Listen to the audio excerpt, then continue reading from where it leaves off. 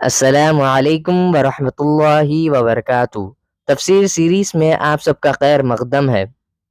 اعوذ باللہ من الشیطان الرجیم، بسم اللہ الرحمن الرحیم۔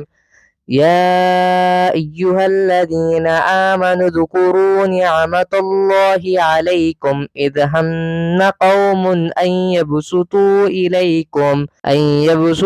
إليكم أيديهم فكف أيديهم عنكم واتقوا الله وعلى الله فليتوكل المؤمنون۔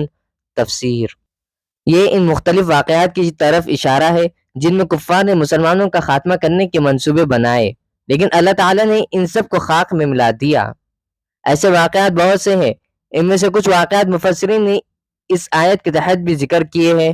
مثلا صحیح مسلم میں روایت ہے کہ مشرکین سے ایک جنگ کے دوران عصفان کے مقام پر حضرت صلی اللہ علیہ وسلم نے ظہر کی نماز تمام صحابہ کو جماعت سے پڑھائی۔ مشرکین کو پتہ چلا تو ان کو حسرت ہوئی کہ جماعت کے دوران مسلمانوں پر حملہ کر کے انہیں ختم کر دینے کا یہ بہترین موقع تھا۔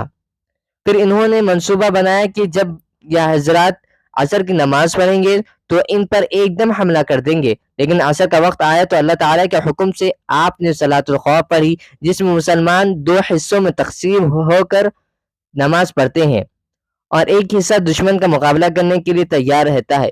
اس نماز کا طریقہ پیچھے سورہ نساء 102 میں گزر چکا ہے، چنانچہ مشرکین کا منصوبہ دوہرا رہ گیا۔